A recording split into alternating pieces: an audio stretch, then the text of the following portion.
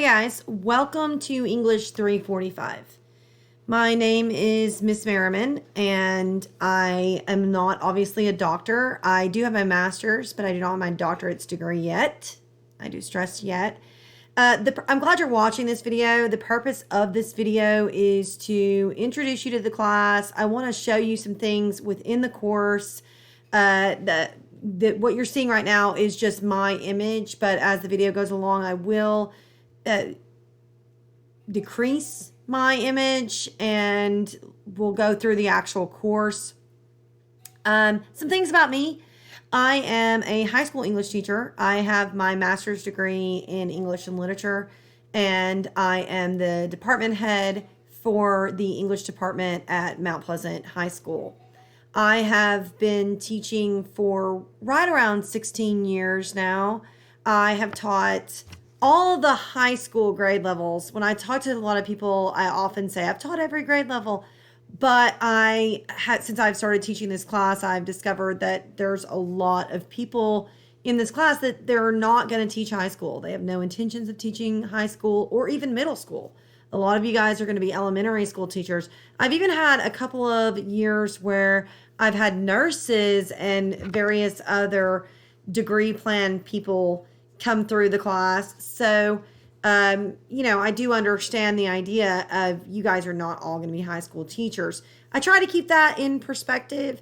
I'm pretty solid when it comes to any kind of question that you're going to have with teaching. I have dealt with a lot of different aspects of it. And so with most situations, I can help you. There are some few exceptions, especially when it comes to elementary. But for the most part, I'm pretty solid and understanding of not just the content area that you guys are facing with the idea of writing in the classroom, but also of how to implement that in the classroom and in a real world setting. And that's definitely a goal for me and for this class. I want to show you things that, yes, they're good things that you need to do, but things that you can actually implement in your classroom. I know when I went through college, especially when I went through various education courses, they often showed me stuff that could only be used in a hypothetical perfect setting.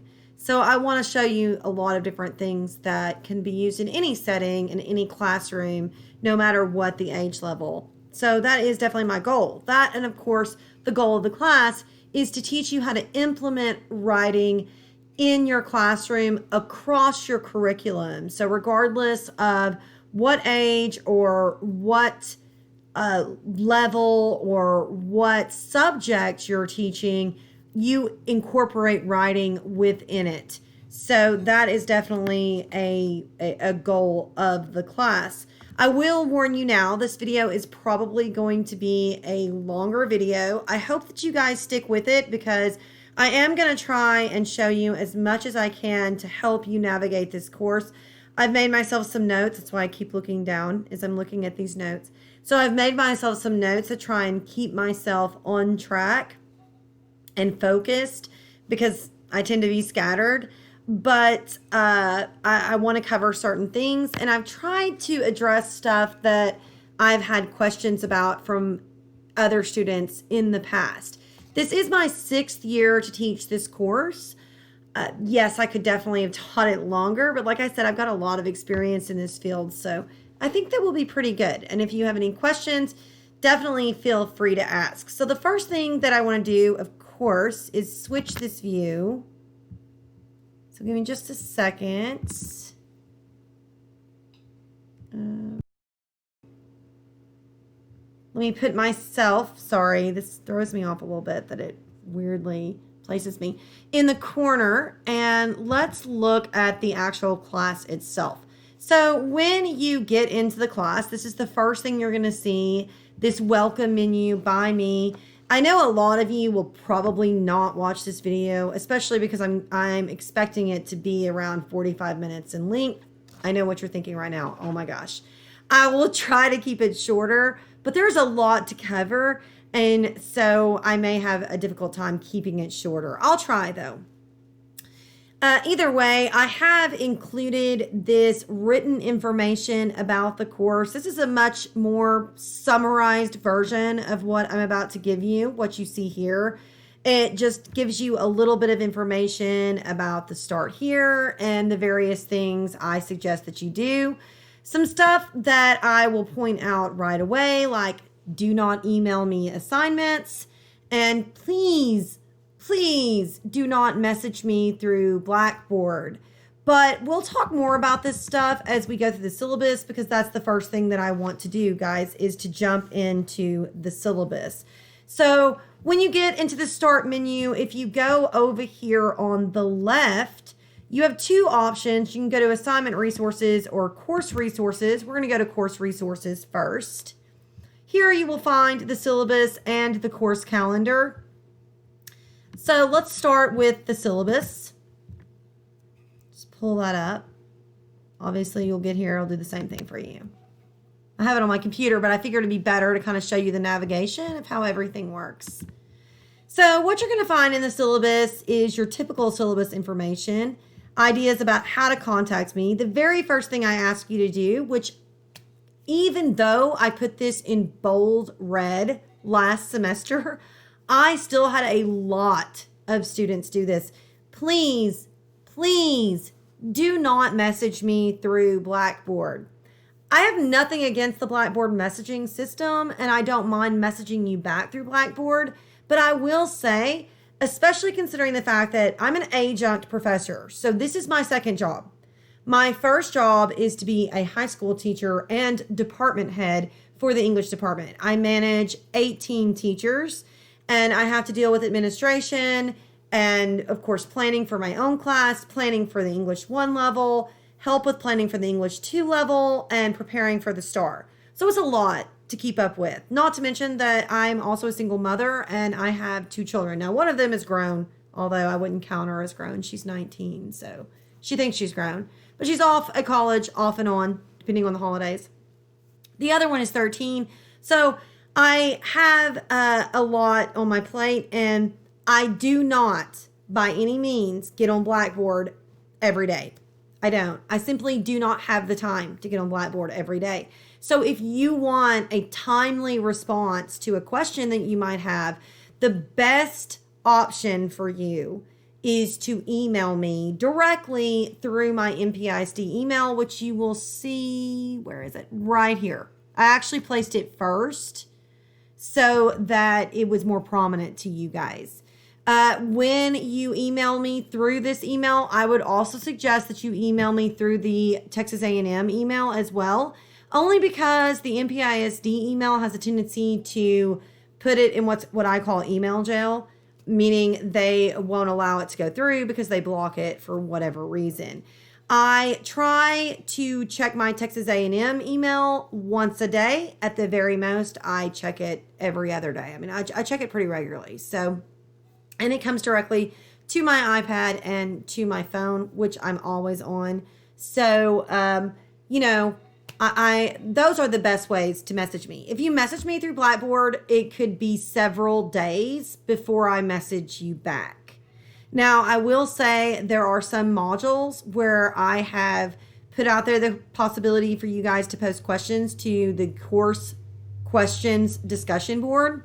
I highly encourage, and please ask for you guys to answer each other's questions. If you know the answer to your classmate's question, please answer them. Do not wait for me to interject and answer.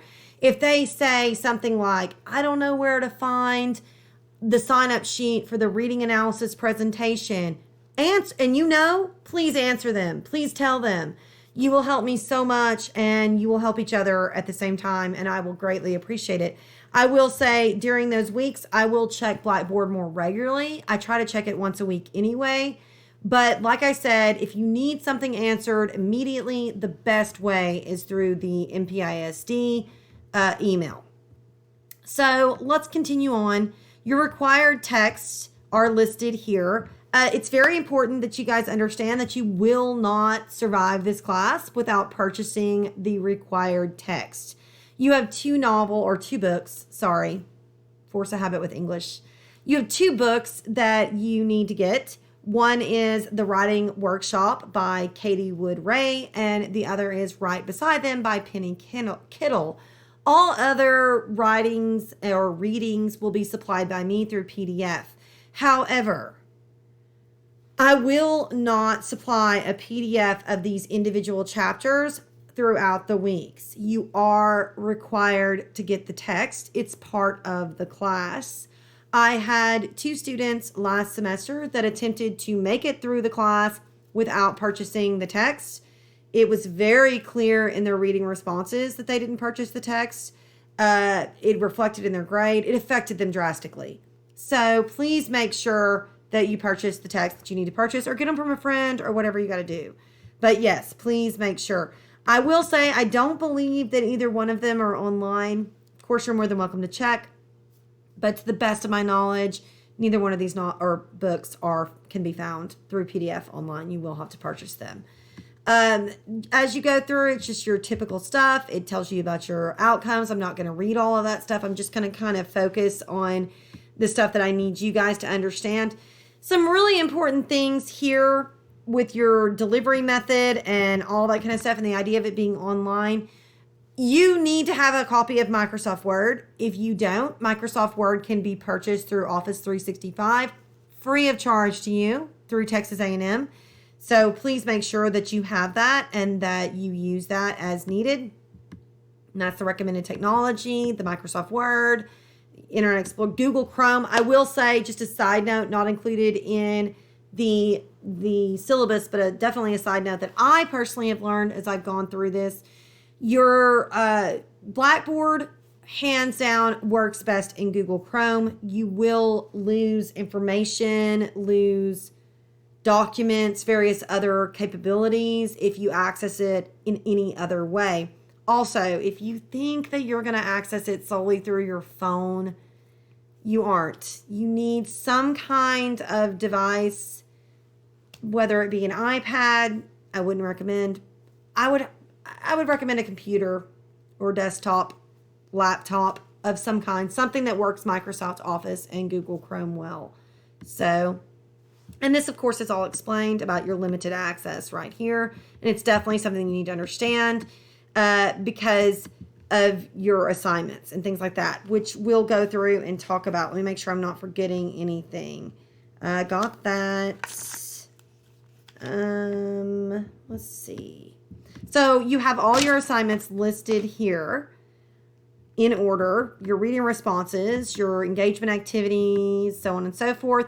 A big question that I had last semester, I had a lot of students contact me and ask me what their grade would be if.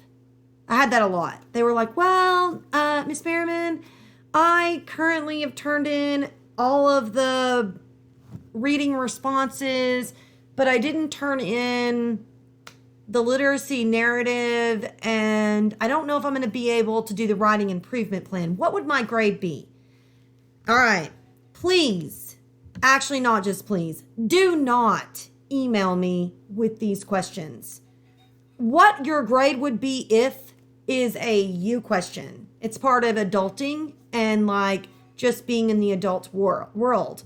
Here on the syllabus, I have listed all of your possible points.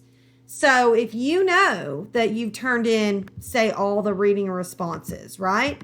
Well, there's 150 points. And you know that you've done or gonna do all of the engagement activities. There's 150 points, right? Essentially, go through and add up your points, because right here, it gives you an explanation of, well, if you have 896 to 1,000, you're gonna have an A. If you have 796 to 895, you're gonna have a B.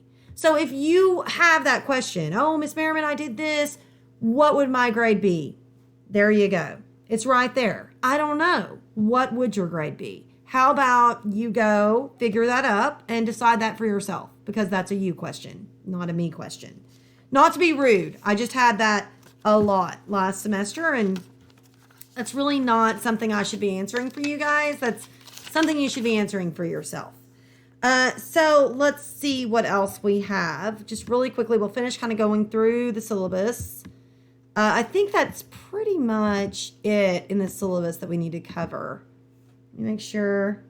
Use the point system. Don't, big thing that I almost forgot. Late work. Okay. So last semester, late work was a huge issue. I had so many students. Well, let me say first, one, not only turn in late work, but assume that they could. Guys, when I went to college, which I mean was a while ago, but not that long ago, and I'm planning on going back very soon, actually, this coming, well, same semester that you guys will be going. In the fall when I went, or in the fall is when I'll go back. So I guess it's semester after you. But anyway, when I went to college, you didn't turn stuff in late. That just wasn't a thing. And I can't go to my boss now, today, and say, hey, I won't use his name, although I guess you guys know. Hey, Mr. Bailey, I know that you told me to get you the information about the STAR test by Monday, but I'm really not going to be able to do it by Monday because I've been feeling a little under the weather and I just don't know. I mean, I've got so much going on. I just don't know if I can do that. That wouldn't fly. I wouldn't even attempt to do that at all. I would do it. I would get my stuff done. So no, I do not accept late work. I accepted a ton of late work last semester because I was trying to be lenient with the whole COVID-19 thing. But with the vaccine coming out and with a decent amount of time passing, I have to honestly say, I just cannot keep accepting that situation. If something happens and you have a personal emergency, I do understand things happen. Your grandmother dies, or I had a girl last semester that her mother went into the hospital and she was like a sole caregiver, and you know, it was a whole thing, and I felt for her. Now, I will say one thing right off the bat. When she emailed me and asked me about the late work, she did not by any means say, oh, well, I'm going to need an extension, just so you know. Because I got that last semester. I got several students who pretty much told me that they were going to need an extension. She asked. She said, hey, so you know, Miss Merriman, this is going on, da-da-da-da. And she talked to me, and I did allow her to turn stuff in late. I do understand. I promise I'm not a crazy, crazy person. I get it. You guys have lives. You have children. I have children. I went through college with children. I have children. I get it. You have jobs. But I also really feel the need that respecting that deadline is super important. So if something happens and you have to do late work, you need to contact me and you need to ask, not tell. You also need to explain to me what's going on, and you need to understand that if it's like a repetitive thing, or if you've missed like 10 assignments and you're coming back after the fact and you're going to tell me after the fact what's going on, it's less likely that it's going to happen. Also, I will say another big thing with late work that I have students do is they email me their assignments. Of course, there's always some excuse. They say, oh, it's shut down. It was supposed to be open until midnight and it's 1 a.m. and I couldn't do it. Your assignment is late. Do not email it to me under any circumstances. I won't remember that. I won't. Because this is always what happens. They email it to me and then I say, okay, thanks. And I go on. And 4 weeks later, that student is mad because I haven't posted their grade for that assignment. And or I posted a 0. And they're like, I emailed that to you. Well, you know why you got the 0 or why you haven't gotten the grade? Because you emailed it to me. I have to create organizational spaces. It's the way that I work, just so that you know. I have a lot going on. Like I said, I have, of course, my classes at the high school that I have all this grading and essay work and stuff I have to do there. And then I have the department head stuff. And then I have my children's stuff. And then I have the other online class that I teach, which is Introduction to Humanities. And then I have this class. So I've got to kind of compartmentalize everything so that I keep it in order and that I don't mess up your grades and I don't mess up your stuff. So If you email it to me, it's going to be forgotten. It's going to be lost. It's going to go back in some pile somewhere. If something happens and you need to turn in something late, yeah, sure. Email me and ask me. And I don't know. It's very possible I'll say yes. And I will open the submission back up to you so that you can submit it on Blackboard. But please don't just email it to me. Please submit it on Blackboard. If it's too large of an assignment, I don't really foresee that happening, but most likely I'll set up a situation with you where you will submit it to the shared Google Drive folder, which I'm going to show you in just a second. So that being said, I hope that covers all that. I know that comes across so gripey, the idea of me saying, please don't email and all that kind of stuff. But I really feel as though I need to cover it because, I don't know, last semester I didn't do a video. I just put the information out there, and I think a lot of students just didn't read it, or I don't know, whatever. I got lost in translation. So I've talked about that must be the book. Office 365 is free. Okay, so let's go through, now that we've kind of basically gone through the syllabus. I mean, everything else is pretty much the same. When you scroll to the bottom, it will give you this withdrawal date, which you can find in the academic calendar at school. Also, let's look at your course calendar. So that's the other thing in here in your course resources. Besides the syllabus, you have a course calendar. This will break down, which I'm not even going to mess. Well, I did open. But this will break down kind of step by step what we do every single week. It goes all the way to the end of the year. All the way. Or to the end of the semester. Right? Every single week. So it gives that information there for you so that you have it and readily available. So you should be pretty prepared for everything that's coming up. In your assignment resources, you have everything that you'll need for the class pretty much. This is your access to the Google Drive folder, which I'll show you in just a second, as well as all of your assignment information. Every assignment, minus maybe like your engagement activities, I will say those are not really included here. But every other assignment, like especially major assignment, is included in this folder. There's rubrics, there's explanations, directions, all that kind of stuff. So one of the big things that you're also going to find both here and in your first week. So if I go to learning modules and I go to my first week, okay, one of the big things that you're going to find is your link. Oh, no, is your Google Drive folder. So I want to show this to you guys. When I click on this link, obviously it's going to be a little bit different for me, but essentially this is what you're going to see. You're going to be brought to this folder and you're going to have kind of 3 subfolders. One of them is your focus lesson videos. This is where you will post your videos for your focus lesson. That's way far in the future. If I were you, I wouldn't worry about this right now because by the time you get here, you'll know how to navigate the Google Drive folder. The other is your group work, and then of course your reading analysis presentation folder. The very first thing that you really need to understand is the reading analysis presentation folder.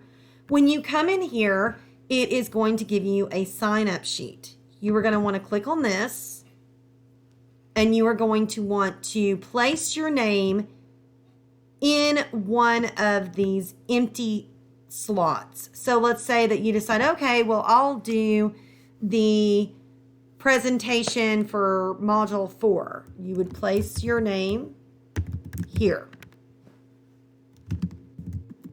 You don't have to save it. It automatically saves. All you have to do is close it out, right? And then when I go in and look at it, because I'm like, oh, I wonder who signed up, I find student name right here, all right? So that is how you are going to sign up for your individual presentations. I'm not going to get into an explanation about what the presentations are. They're explained for you. So I think that should be pretty obvious. And I'll show you where you can post questions if you have questions about them or anything else in just a little bit. The other thing in your Google Drive folder that you'll want to access is your group work. When you go in here, each of you guys have been placed into individual groups. There are 4 groups. and you will find your individual groups and do various activities within those individual groups. Of course, the first thing you'll want to do is to start here and read through all of this information. The big thing that I will say is that you and your group need to find a way to communicate. There's lots of ways that you can do this. For instance, let's say that I want to talk to my group. So I say, hey guys, this is Lindy. I'm sorry, I just got new nails, y'all, and I'm struggling with typing. How do you want to communicate? I hate nails. And then I might include like my email information, my phone number, whatever, right? And that will show up for them. Like when they, like I'll show y'all. I'm just going to say, hey guys. They like, so I close it out, right? When they get back in it or when someone else gets in it, right here at the bottom, it's still here. Now it will tell them who updated it or who did whatever.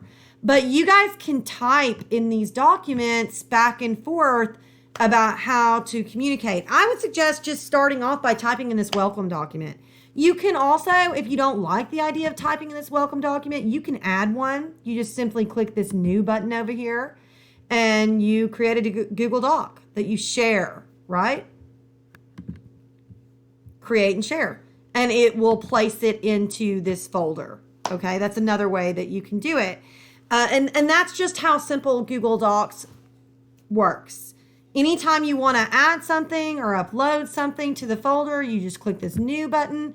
Now, if it's something, say you're reading analysis presentations, you just click file upload and then you browse. I don't know if you can see this, but you browse your computer and find what you're looking for.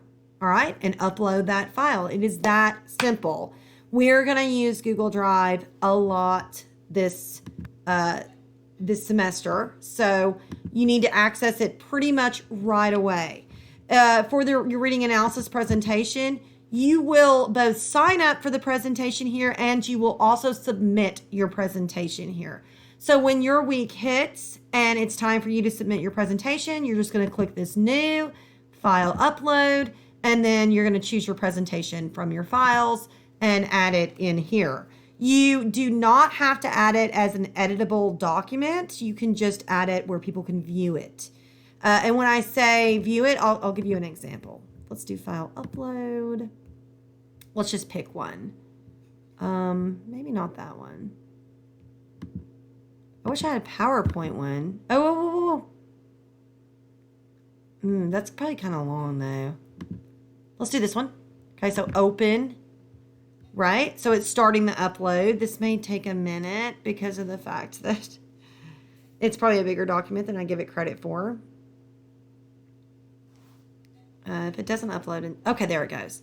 All right, so this was actually from a previous semester.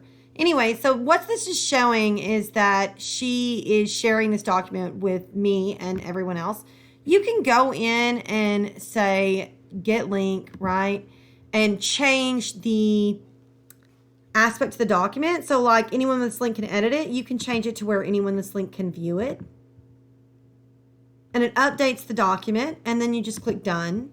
And then basically we can all view it, but nobody can edit it. And you can leave it as editing, to tell you the truth. It's not a big deal. It's not like, personally, I'm not going to go in and mess with your document. I really don't think anybody else in class is, but if for some reason the idea of it bothers you, then you are more than welcome to.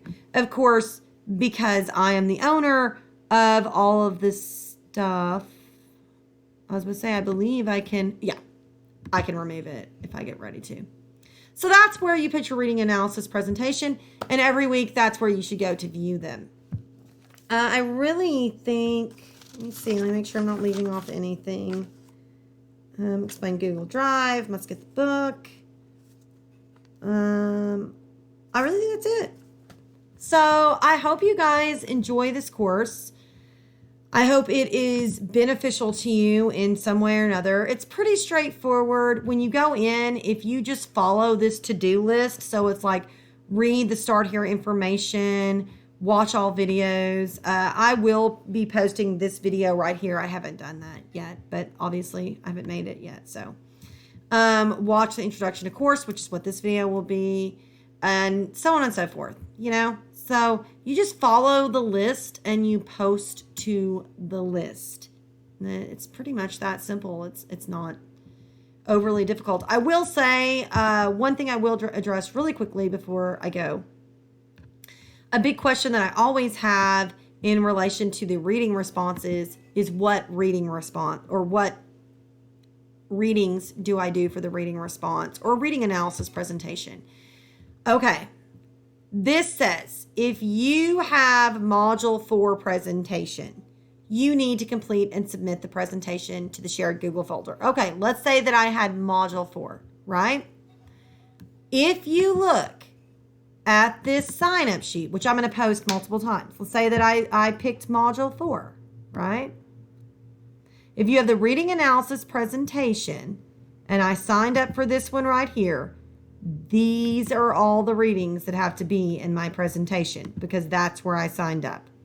If I signed up for this one, these are the readings. Last semester, Last semester, I had a girl that I think kind of got upset because she didn't realize that some weeks you have more stuff to present than others. Like the student that signs up for Module 3 has to do Ray Chapter 4 and Kittle Chapter 1 and 2. While the student that signs up for, say, I don't know, Module 5 has to do Ray Chapter 12 and 16 and Cynthia Dolan's Crafting Creative Nonfiction. So depending on what week you ended up signing up for, it is to a certain degree possible that you will get more or less less stuff. To tell you the truth, most weeks it's about the same. But I know a lot of students just kind of look at the list and they're like, oh, well, that kid's or that student's not doing that much. Like here you have 2 things listed and here you have 3, right? So there's 2, here there's 3. Part of the reason why I separate them out the way I do is because while there are only 2 things listed here, there are a lot more pages to these chapters than there are to these. But yes, it is possible that some weeks there will be more to cover than other weeks. To tell you the truth, you are required to read all of these every week. So really how much you read is it's supposed to be the same. But whatever you're supposed to do with your reading analysis presentation is listed here out next to where you sign up. And once the signups are complete, I will post the completed signups. As for the reading responses, they cover everything in that module. So if I'm doing a reading response for Module 3, then I am covering all the readings for Module 3. So every time I see this word read Ray Chapter 4, that's going to be in my reading response. Read Kittle Chapter 1, that's going to be in my reading response. Read Robert J. Graham, that's going to be in my reading response. Read Geraldine Lee Susie, that's going to be all 4 of those. The 2 articles and the chapters will both be covered in my reading response that I will do for the first one, for reading response number 1. Okay, so just keep that in mind. I explain this on the directions for the reading response, but like I said, a lot of people I don't think read this stuff, so because I get these questions every time. Anyway, I hope you guys have a great semester. If you have any questions, please feel free to email me. Also, please do not hesitate to post your questions to the discussion board. So the very first thing that I have that I will keep running throughout the year is this first thing, the course questions. Obviously, I would suggest starting with like syllabus questions and questions about the assignments, especially if it's something I haven't covered. But throughout the year, I'll introduce you to new assignments. And so please, of course, post any questions you have. If you know the answer to somebody else's questions, please feel free to answer them. But if you don't, I'll try to check them regularly. And like I said, I hope you have a great year and I look forward to helping you in your writing journey. And I hope that all covers.